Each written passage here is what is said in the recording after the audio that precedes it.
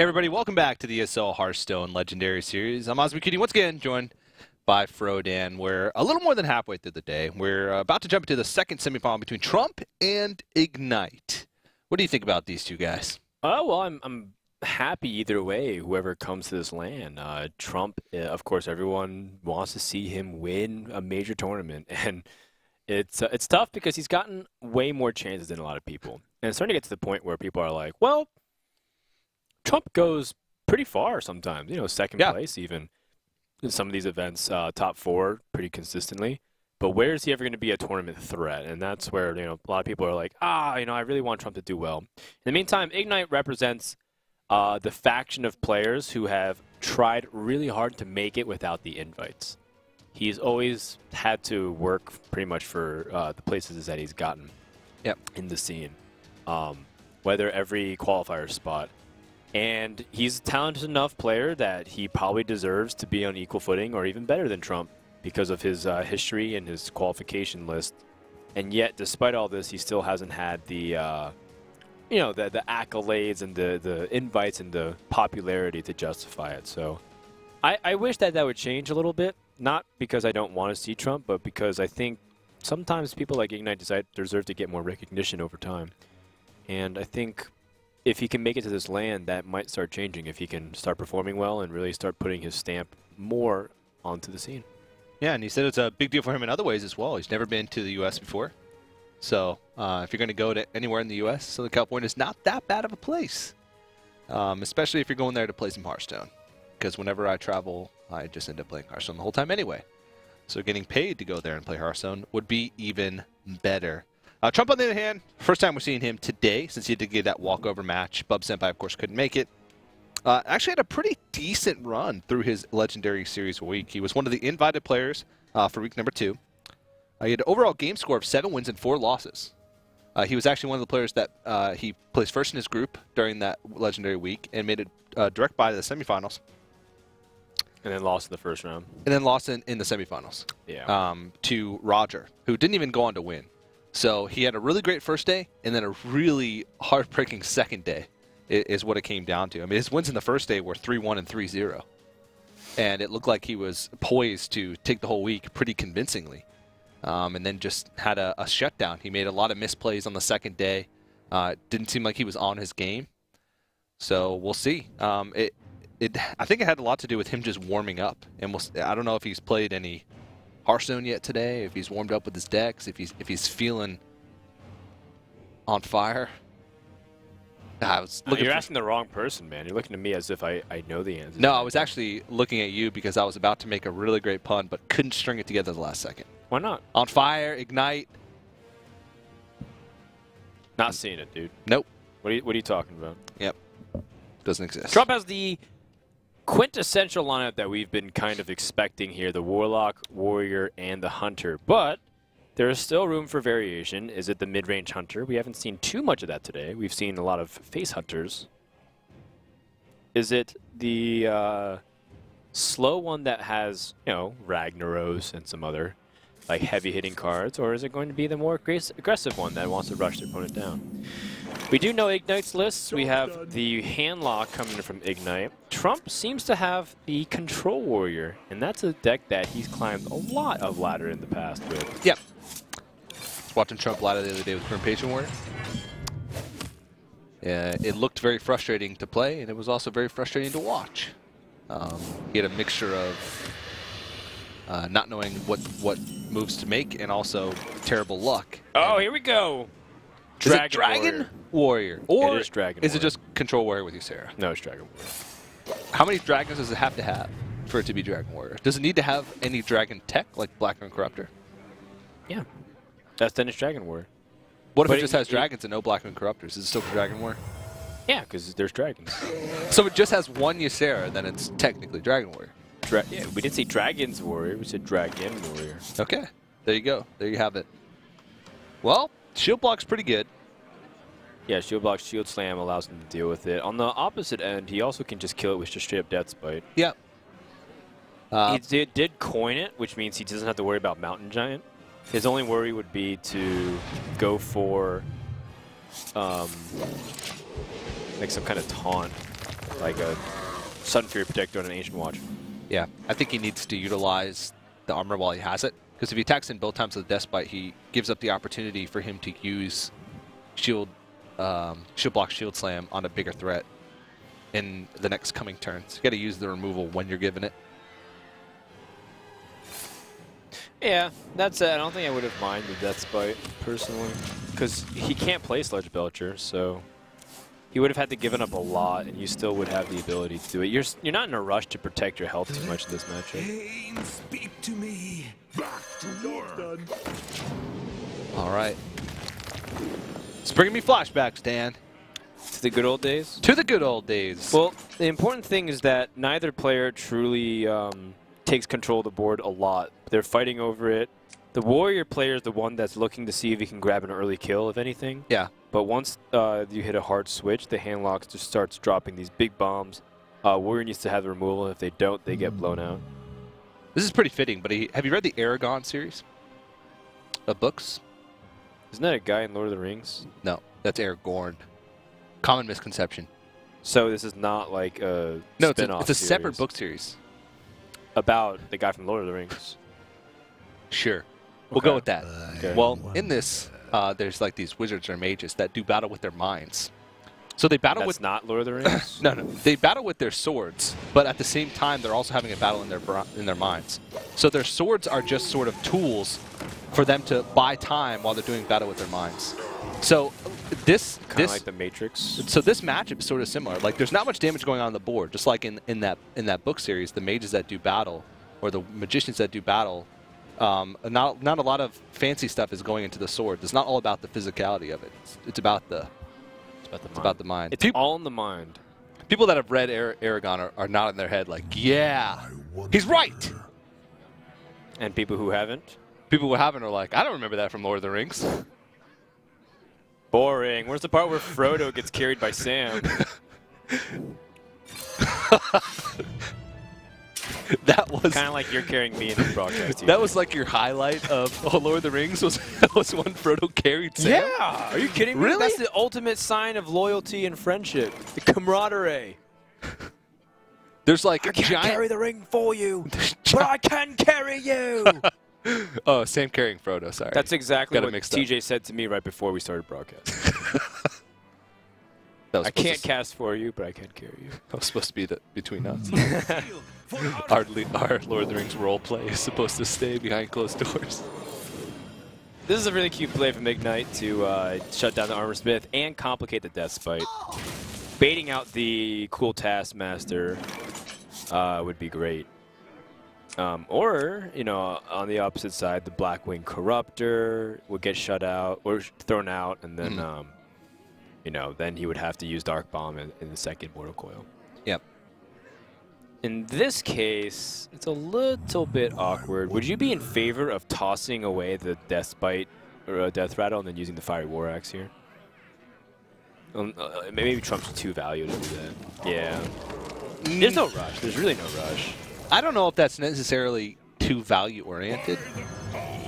I'd say that's more value-oriented. Because in this situation, you're actually wasting the Death Spite Death Rattle. You're doing 2 damage to a Defender of Argus, which would die anyway. I would have just re-equipped and attacked with Fire War Axe since your hand is clogged with weapons anyway. Like, when else are you going to use a Fire War Axe? Well, I think he really wants to get this Ysera out next turn. That's also okay. It's more than okay. All right. I dream and the world trembles. This is his Trump Ysera. card. Oh my god. All In of his other cards are news- Trump cards. In other news, TJ Sanders has been relieved of his commentator duties. Oh, man. See, the thing about it is that you weren't even trying at that point, TJ. I liked young, hungry TJ who really wanted to make the good puns, but you've gotten complacent. I tried to make a good pun earlier, and you just looked at me like I was some kind of animal. No, I laughed. You laughed. Yeah, I laughed so hard. You know, like when wheels spin so fast, it look like they're not moving? Yep. I was laughing so hard that my lips did not look like it was smiling. Okay. It didn't curl. I'll give you the benefit of the overwhelming doubt. It's the hummingbird effect.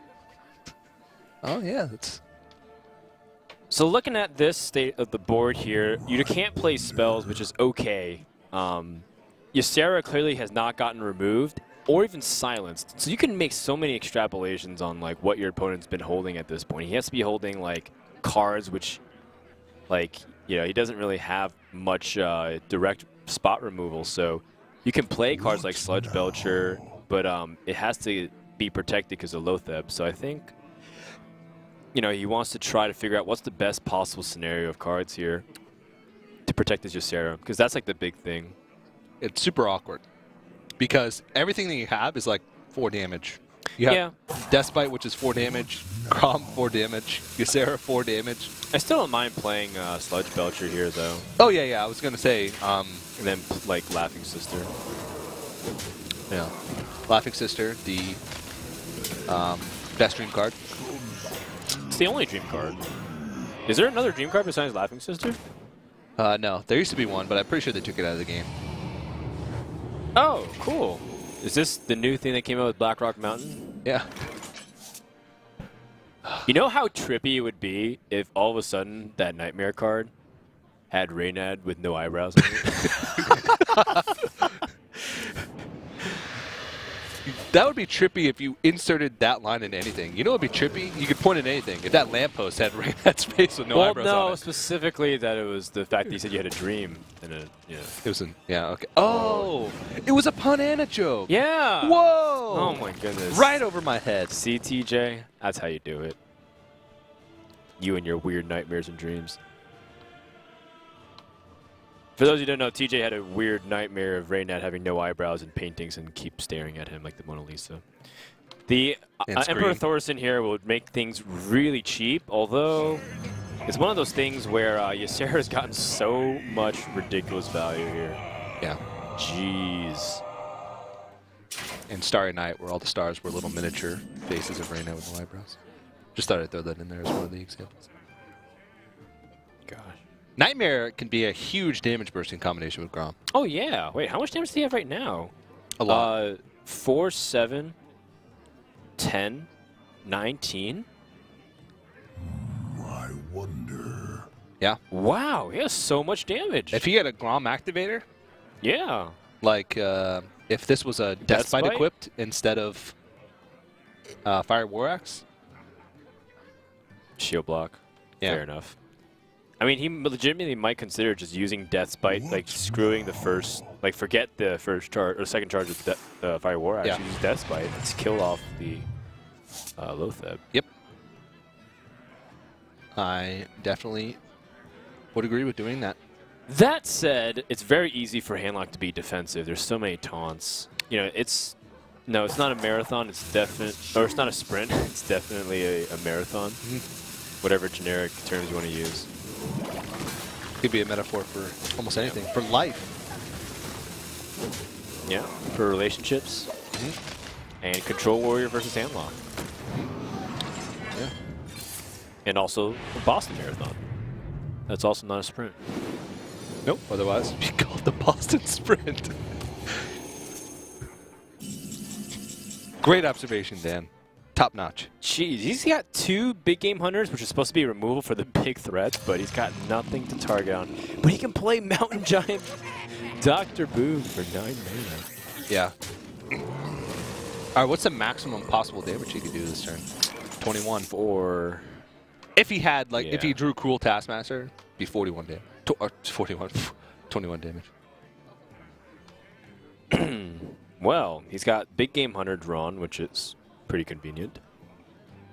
You know what he can do? He can Nightmare his Ysera and then Iron Beacon. That's dumb. Never mind. I was thinking of a play, outside a the box, creative play, but yeah, that's stupid. And to be honest, Brawl might even be. This Nightmare and the Gromosh is definitely like a really key way to end the game. So why you want to throw it away? Yeah. So you can play Big Game Hunter. I wonder.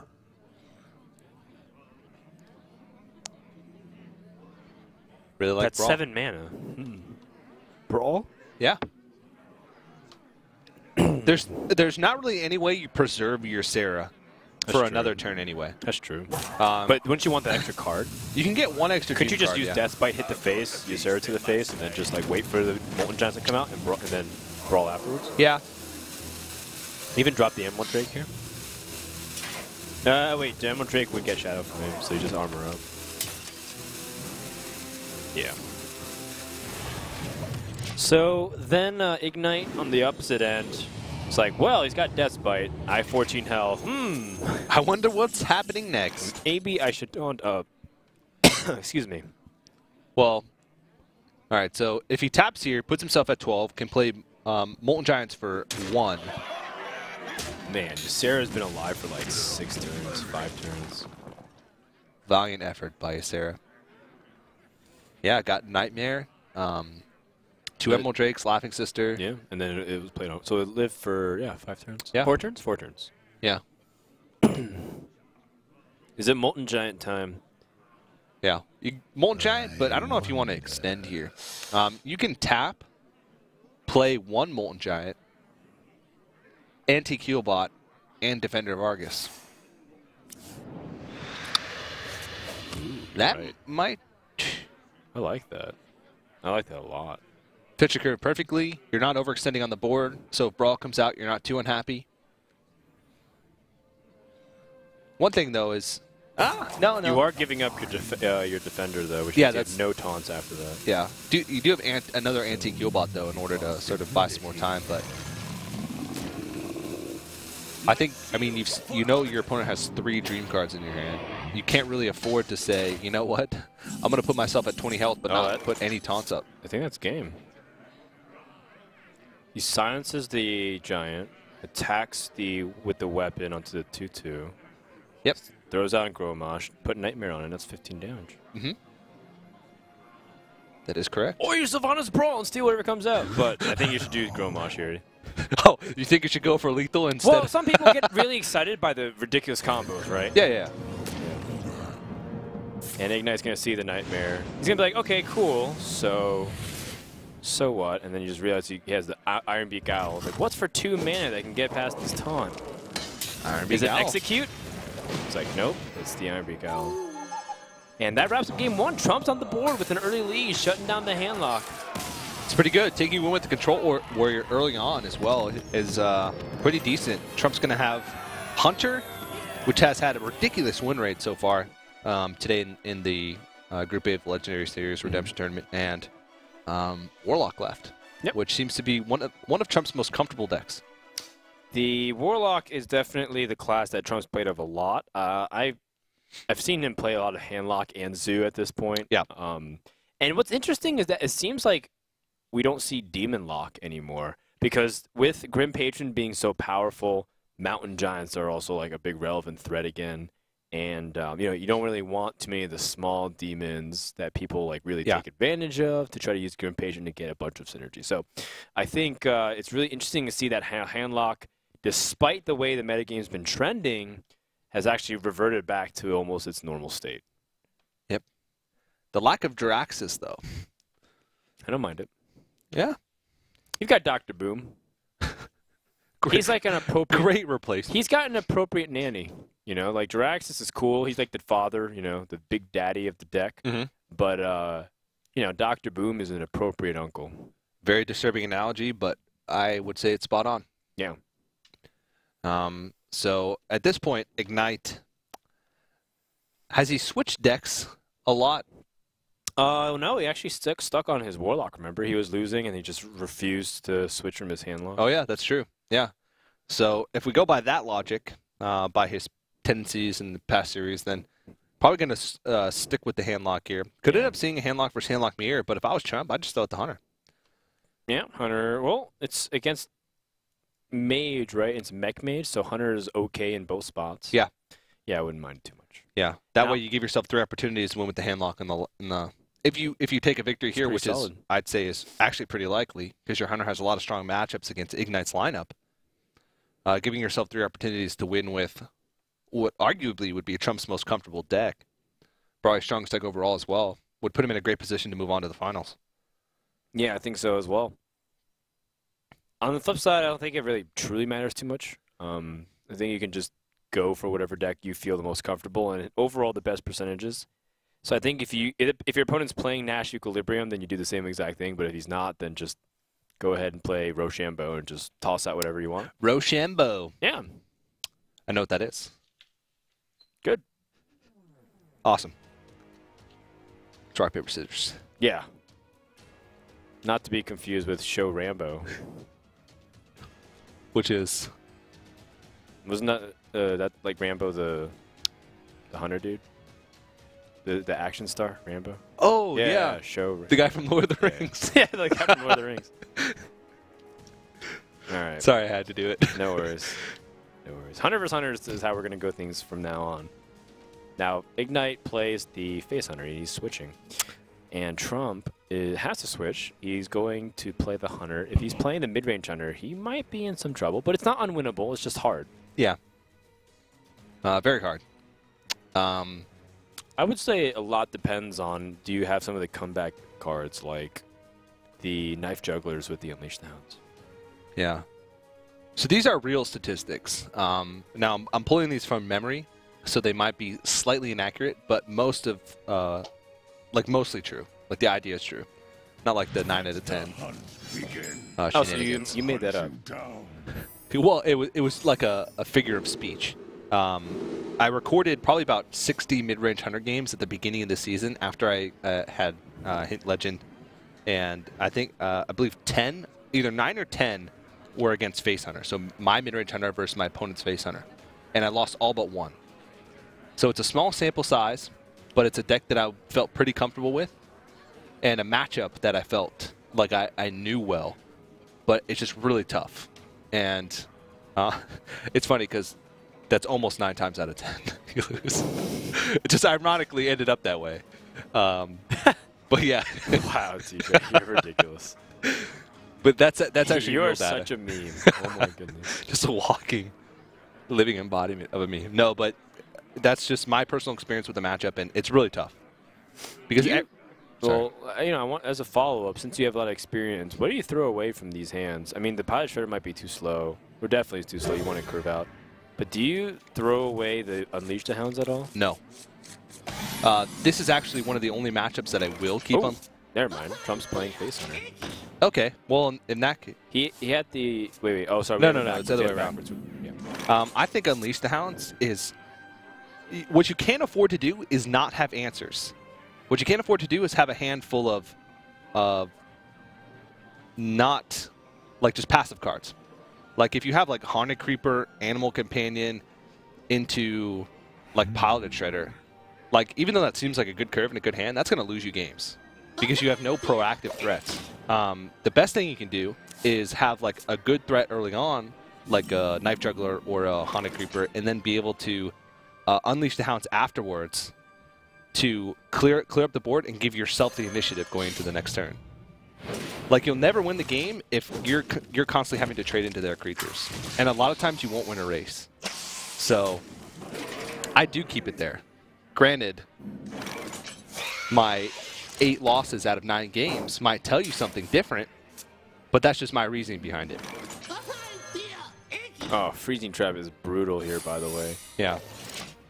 I really wonder, you know, Trump was thinking about the Leopard Gnome versus the Haunted Creeper, but because he chose to go for that instead, he ends up getting punished a lot. Yeah. A lot. In fact, this could be just like almost already the tipping point of a little bit getting too much damage taken upon him. And he would need like a miraculous sequence of events. Like he needs to get Misha off this Animal Companion. Oh, I mean, you literally have to kill them while you're at like 2 health.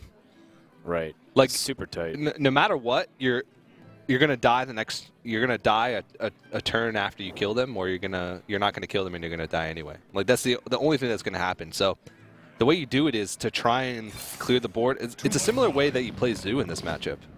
You try and control the board early, and at some point you just have to say, you know what, screw it, I'm gonna race. And you have a lot more burn than they do because your creatures are bigger. Like if you could swing once with a Savannah Highmane, sometimes you can win the next turn, like on turn 7. But sometimes it's unlikely that you even live that long. Which seems odd, but it's likely. He's working at effectively 4 less health than what he has, whatever this turn finishes on. If Ignite chooses to, well, he might choose to kill out this Leok now so that Unleash the Hounds and other things would be a lot less powerful. He's worried because his opponent still has coin too, so he could have coin, Knife Juggle, and Unleash the Hounds. Yep. But even if he does, Trump effectively has 15 health right now. He's already halfway killing him on turn 4. And he has Animal Companion, Kill Command, which are 2 fantastic finishers. If they roll Hover. Or when they roll Hover. Yeah, it's more like it. I mean, even if it rolls Leok, a lot of times you have creatures on the board that you can utilize that. And having somebody to proc the Kill Command is a big deal.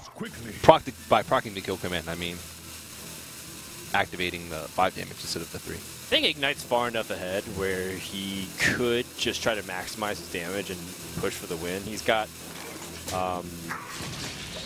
15 health remaining, so Kill Command would be at 10. Hero Power, you're going to probably Hero Power the same turn. Yeah. So that's 7. I guess Animal Companion is the big limiting factor, so he chooses to be extra safe. Also, in the mirror matchup, Explosive Trap becomes very problematic. You've seen Freezing, so naturally the next one is probably Explosive. So now you have to deal with this Mad Scientist, which is continuously doing 2 damage.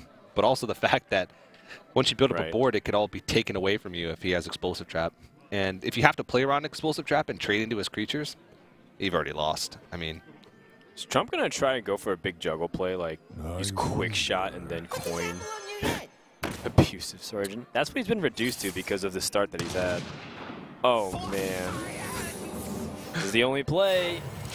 But, I mean, even if he does it, it's still a really tough road to come back. But he needs to hit this knife, and he does end up landing on the Leper Gnome. Still, though, it's a little tough. That is a freezing trap, by the way. Yeah. 2 freezing trap in Face Hunter. Interesting. Interesting. Very interesting. Yeah, that is. Huh. We saw the evolution. At the beginning, Face Hunters were all about the explosive. Right. Over time, they realized that freezing trap could actually disrupt enough that it gets more damage in. It goes both ways. It depends on what's good in the meta, right? Yeah. If they have Warsong Commander and Grim Patron, it's like, well, Grim Patron actually gets sent back to the hand. Instead of getting another one. Freezing trap gives him 0 Grim Patrons. Right. Explosive trap gives him 2.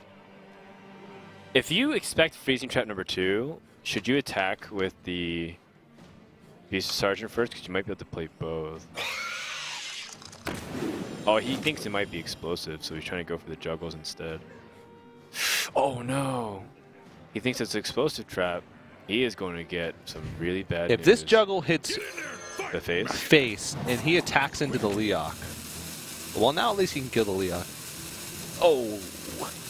Well, that's actually okay, because now he doesn't have to trade the Knife Juggler.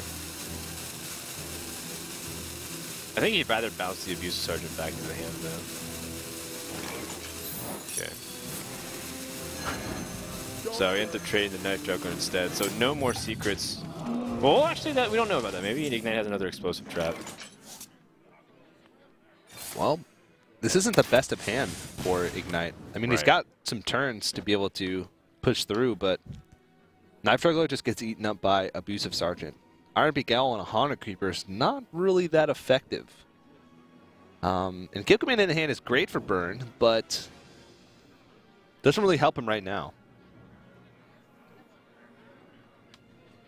In reality, next turn Savannah Highway is going to come down. Right. If he, well, he wants to keep the Iron Beak Owl for the Kill Command. The Knife Juggler just is like stalling, but he's still going to need 4 more points of damage coming from somewhere.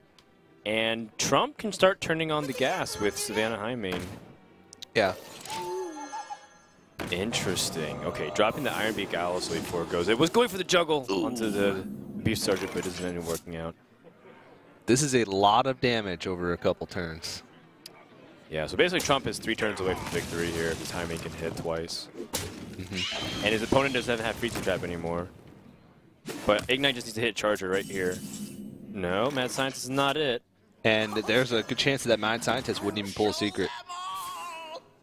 depends how many secrets he runs, but we've seen 2 freezing traps so here's far. another thing. Trump also needs to find a way to stop that Mad Scientist from doing damage. Can he afford to? 6, 10. You have to have lethal next turn. His opponent is 1 damage off. The Ignite just needs 1 damage. He can't. He just has to go. You're talking about you win this game sometimes by 1 or 2 points of health. Yeah. And Trump right now is working with 1 effective hit point. He ignites a beast or a charger. No, it's not that beast. High main. Wait, he's playing. What? Mid-range Well, with leper gnomes. Well, that explains the double no, freezing. It explains the double freezing. Okay. But more specifically, Trump also has leopard gnomes in mid-range too. So, TJ, you said you were the mid-range expert here, so I guess that's the deck that everyone's running nowadays. Well, there you go. What? It's that iced fat guy that I mentioned earlier. Yeah. He's probably watching right now, like, whoa, that's my name. Or maybe fail fishing because we didn't get to predict it. Yeah. Is there anything that he has in his deck that can help him too here? Secret? No. So he hopes his opponent doesn't have any damage. But Trump's gonna win right here. Wow. Wow. And Glaive Zuka, so it is like a hybrid. Right. So It's this like is face the hunter list, with I high guess, mage. that people are playing. I personally have not played a lot of mid-range hunter in the recent times. So I don't even know, man. Like, when I see Glaive Zuka, Leopard Gnome, Abuse Sergeant, I think face hunter. Like, what am I supposed to think? Yeah. And when then they all of a sudden pull out the high main, you're like, oh, okay. So then they must have... and the Pilot Shredder is also pretty ambiguous, too. It's like, that could be in the face hunter, that could be in the mid-range. I think what's starting to happen is that hunters are starting to blur in between. But the thing is, I need a hunter expert to really tell me what happened. So Yeah. There's actually been... TJ, I am the disappoint. there actually have been a lot of hunter players that have been putting in Stranglethorn Tiger as well. Just like the old school. Yeah. Old school Stranglethorn Tiger into Houndmaster combination. It's a guaranteed 7 damage almost. I know Stan Sivko was playing around with Snipe in his deck because Snipe would be good against... Love Snipe. Would be really good against the Warsong Commander stuff because they play Warsong and then you snipe. Yeah. It's really awesome. No, I think... And he played with no commands and he got top 10 legend. It was really weird, but Stan Sivko is just like a really smart player, so it's really hard to play that deck. That was the only mid-range hunter game that I have experience with in the past week. I haven't really seen this hybrid mid-range. It's just it's like faster. It's like, let's just call it fast hunter like that. I mean, granted, a lot of my experience comes from ladder. Either ladder or talking with players from tournaments. Okay. And, I mean, there could be a situation where they don't want to give away their secrets to me. Sure. And ladder is such a different environment from tournaments. But a lot of tournament players do get ideas for their decks from the ladder. So these are sort of different from any... Well, actually not really, because we haven't really seen the bottom 15 cards. I saw Glaive Zuka, Abusive Sergeant decks that had Stranglethorn Tiger. That's what I've seen those quite frequently. But we didn't see Houndmaster, I don't think. Didn't see any Tigers. So right now it just seems like it's a face hunter, but with Savannah Highmates and perhaps Pilot Shredder. It does seem that the line is sort of blurring out a little bit. But Trump is actually... Wolf Riders and stuff. Yeah, we didn't see Wolf Rider. Did see Arcane Golem, though. Yeah. Super weird. It is really weird. But Trump is actually 2 games up. He's 1 game away from securing a spot in the final against Savitz and being 1 game away from moving on to the Legendary Series LAN Finals. He's got 3 opportunities to take 1 win with what appears to be handlock, and this is going to be the first time that we've seen his handlock today. He's going to want to go for the mirror matchup from Ignite's point of view. He knows that Trump really likes handlock. He also feels like, sometimes Trump would be willing to pull out the zoo. The advantage is definitely in Trump's camp here to start things off. He has the information battle, right? So Ignite, how is he going to put Trump on zoo, or is he going to put him on the handlock? Handlock. You think so? But as soon as you put Trump on handlock, He puts out zoo. he's zoo. And as soon as you put him on both, he's Murlocs. He's Murlocs. And as soon as you put him on all 3, he's Dragon Lock. Or he mind games you into thinking that the icon was a warlock when in reality it was a different class altogether.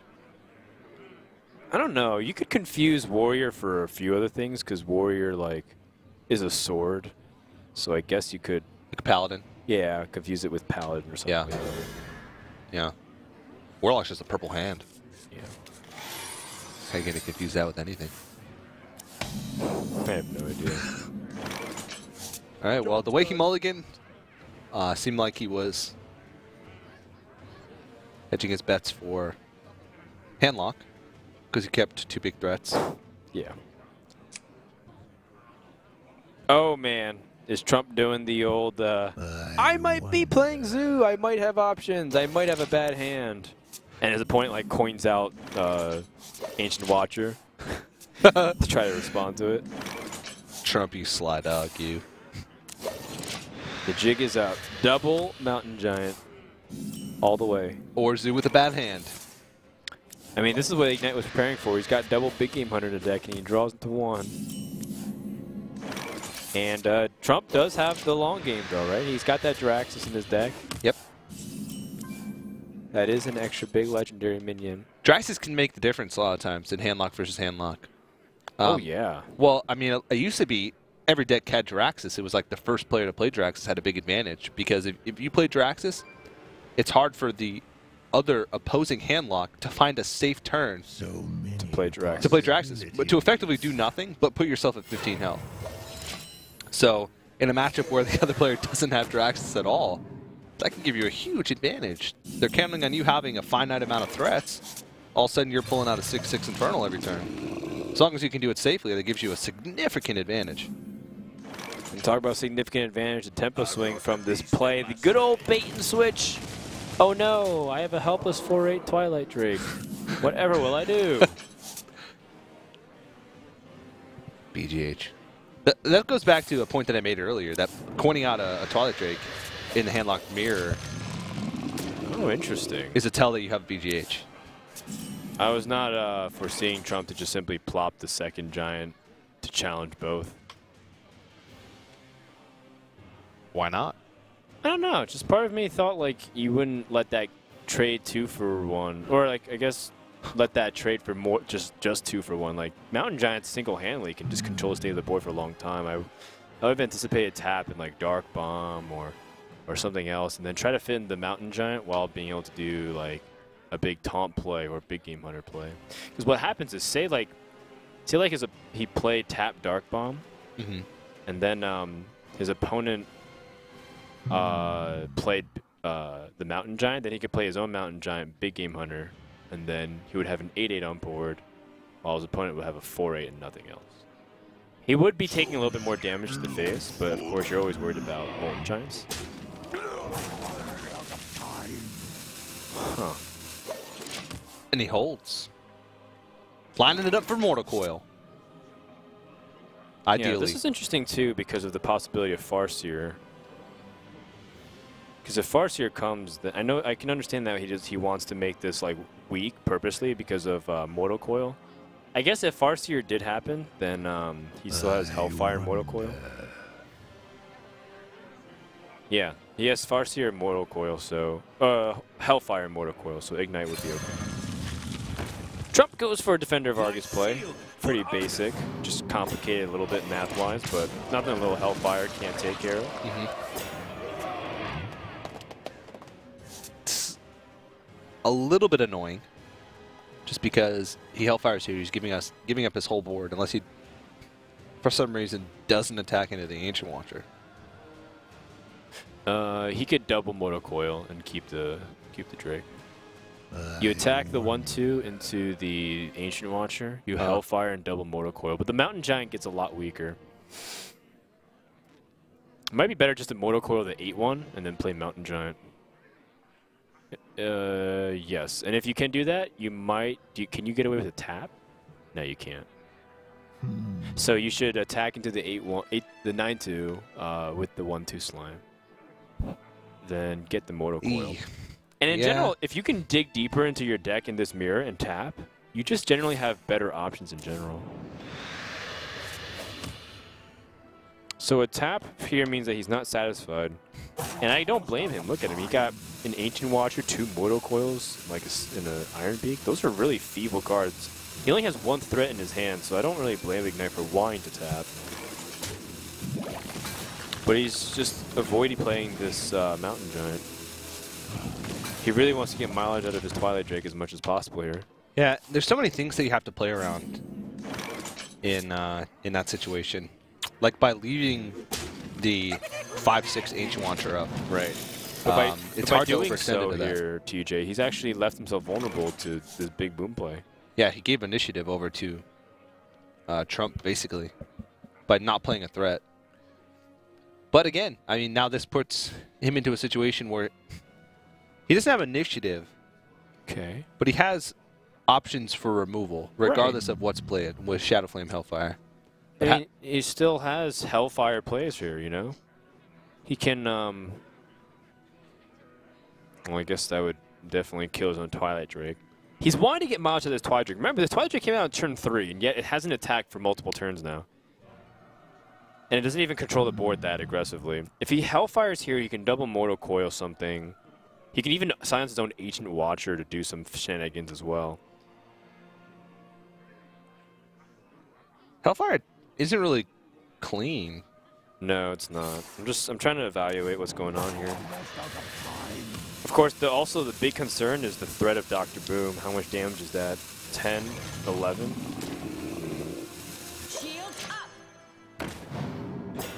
Well, this is a Man. It's a decent middle ground, but I mean, he's got a big board. Oh man, like Big Game Hunter, Shadow Flame, like almost takes care of the board. Actually, he doesn't even have the Big Game Hunter. He No, can he just can Shadow just Flame and Dark Bomb. Shadowflame, The Mortal Ancient Coil. Watcher. Yeah, I think I want to keep Dr. Boom, so I'd Shadow Flame the Ancient Watcher and then just Dark Bomb, and then use Mortal Coil. Yeah. That's 7 mana though. Is there a more efficient way to do this with mana? Siphon Soul maybe? Because Siphon Soul is so convenient. But if you Siphon Soul here, you're taking a lot of damage on Dr. Boom. Dr. Boom, yeah. So then if you... but Shadow Flame gives up your ability to fight back on board. Yeah. It is pretty good though. I mean... the Boom bots alone might clean up. Here's another question. Do you attack with the Dr. Boom after everything's been said and done? Like to the face, given the choice? All right, so he'd be at 8 man next turn. So he's going to Siphon Soul. I think it so he depends where the taps. bombs go, to be honest, if you decide. So he chooses to keep the taunt instead.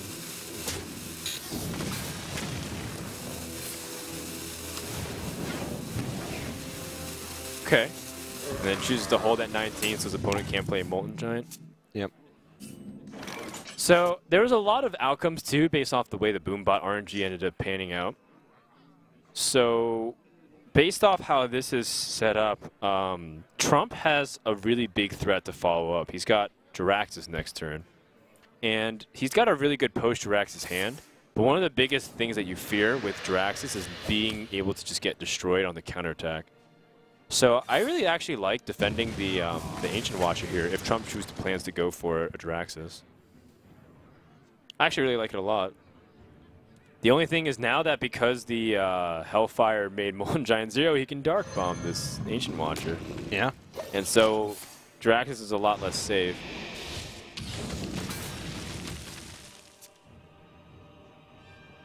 No worries. Can you rag? He can Big Game Hunter that. And, yeah, he could Rag. But Rag's still a little bit awkward, so I guess you'd rather Big Game Hunter or Sludge Belcher. Sludge Belcher needs to come down before Jiraxis. Oh, also Molten Giant should probably come down too before Jiraxis. I was going to say Big Game Hunter.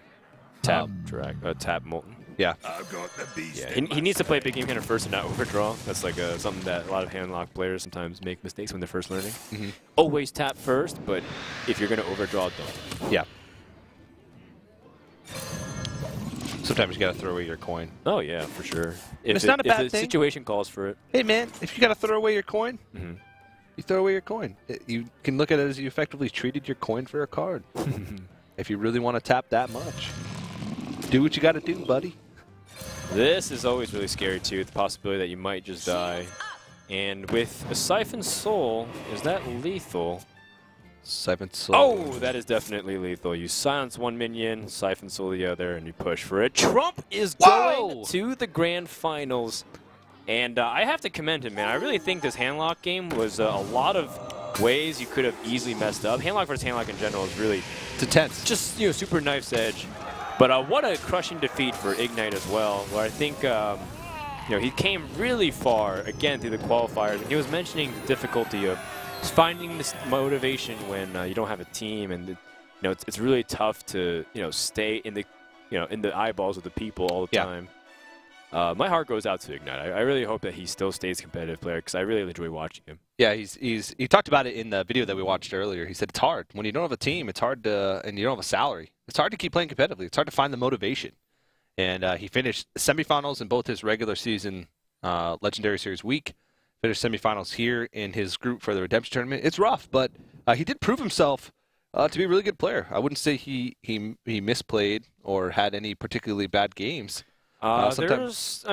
You could always judge it based off of the black and white of results. So, for example, when he played Thorson instead of playing the antique heal bot, he died one game. So, there's those mistakes. Yeah. But it's really hard to always, put him on that when he's considering all the other things he's playing around. You said he was playing around Arcane Golem, not Leroy Jenkins, and that extra damage ended up killing him. Those type of things are really, really difficult. And even then, if you play around those things sometimes, all the time, and they're not there, you might lose. Yeah, we talked about it could have been a fantastic read if it was Arcane Golem. Right. He would have been 1 damage off being killed, but sometimes it just doesn't work out that way. But the grand finals are set for Group A of the Redemption Series here. It is going to be Savitz versus Trump. Wow, one of them's going to the finals. Yeah. Or to the LAN finals. Yeah, both these guys were players that were invited originally. So I tweeted out a little bit of analysis earlier. In matches across Legendary Series, invited players have a 73% win rate in matches against qualified players. And then what about against other invited players? It's 50-50. Trick question. No, 100%. Invited players win 100% of the time against invited players. No, because there's a winner and a loser. Yeah, but they also win against invited players. Okay. Fair enough. 9 out of 10 people agree with me. Well played, well played. But the grand finals of Group A of the Redemption Tournament here at the ESL Legendary Series between Savitz and Trump will happen right after this break.